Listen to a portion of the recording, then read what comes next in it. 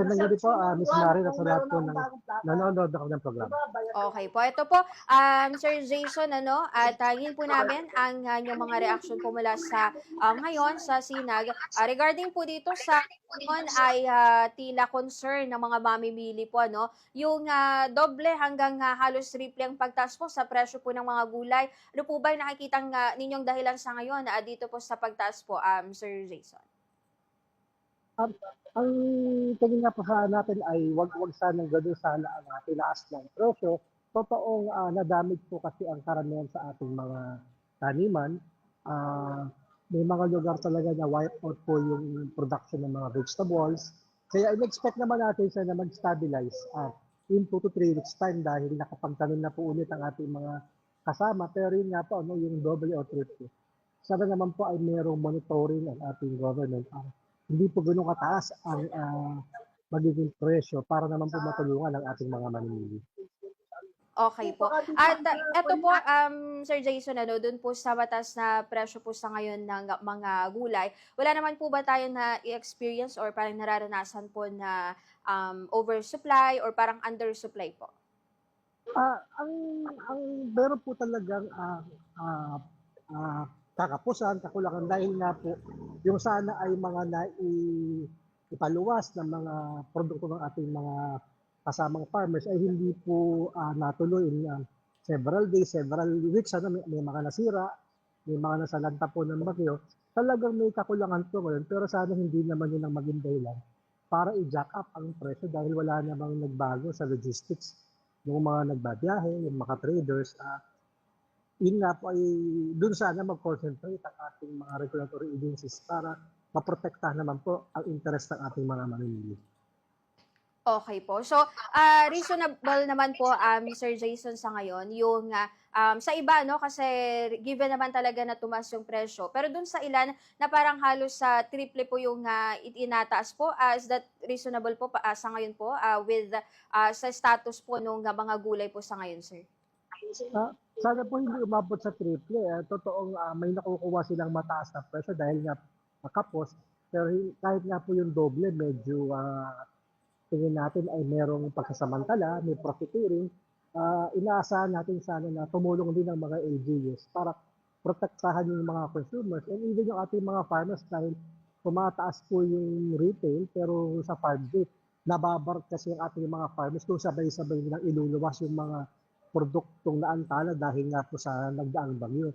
Mm. Ganun po lagi ang sitwasyon, bagsak sa farm gate pero dahil sa sinasabing kakapusan, dahil sa bagyo, tumataas naman sa retail. Kaya doble dagok po sa atin yun, Opo. sa bahagi ng producer at bahagi po ng consumer sa antas po ng retail price. Mm, okey.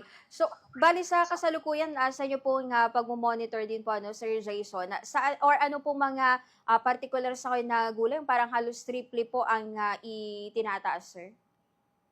Monitor natin, sinabi sa atin yung mga lettuce, yung mga sili, sana po ay hindi naman umabot sa ganung kalaki dahil ang sabi naman ng ating mga farmers, yung mga nailuluwas nila, sa ganung presyo rin naman binibili sa kanila ng mga traders. Kaya dapat wala pong dahilan na tumaas ng doble ang mga presyo na banggit natin kahit yung mga talong, mga carrots, yun po, mga tinamaan din ng mga kalamidad nitong mga nakaraang linggo.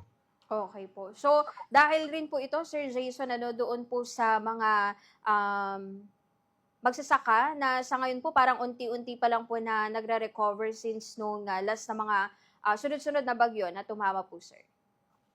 Opo, tama po. Kaya in-expect din natin, 'no, sa bahagi ng ating mga ah, production, in 3 weeks po, 2 to 3 weeks time, magno-normalize na po yung supply. Hopefully, sumabay yung pagbaba ng presyo. Kasi nangyayari po lagi sa atin, 'pag tumaas ang presyo, hindi na siya bumababa ng kusa o do'n sa dati niyang antas.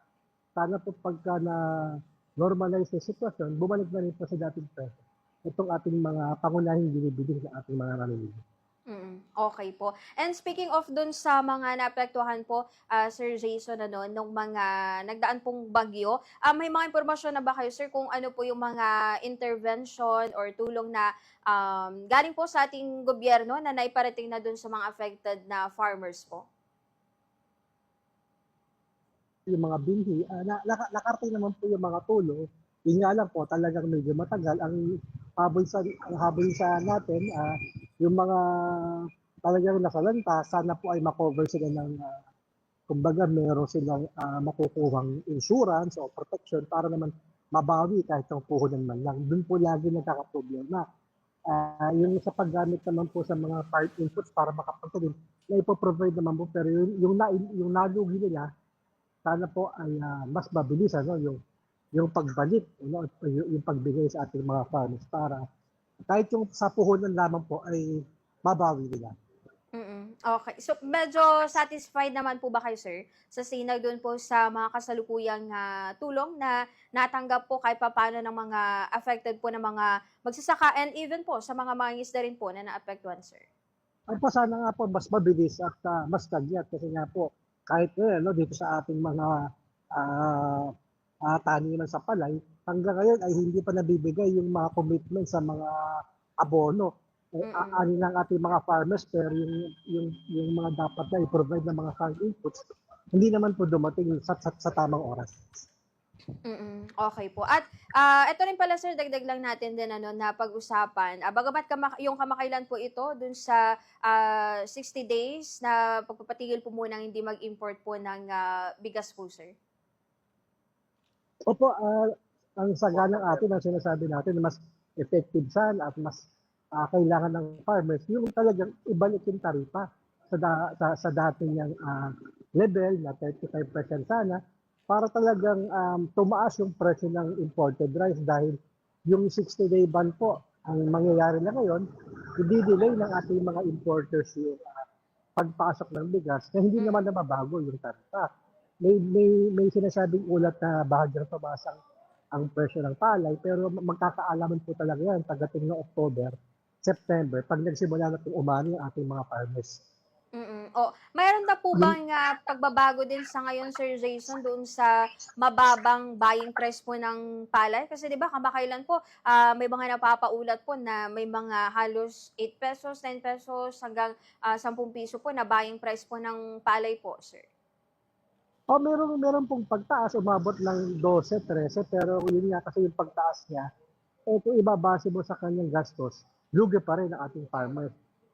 Sa kanyang gastos po na 15 pesos kada kilo, sana po ang farm gate na nabibili sa kanya sa palay ay 18 basa, 23, 24, pagka po dry naman po sana.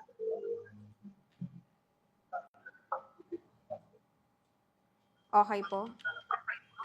Ayan. So siguro pang huli na lang po, Sir Jason, may mga dagdag pa po ba kayo na mga paalala o mensahe po at sa mga pinututukan pa po ng sinag, sir?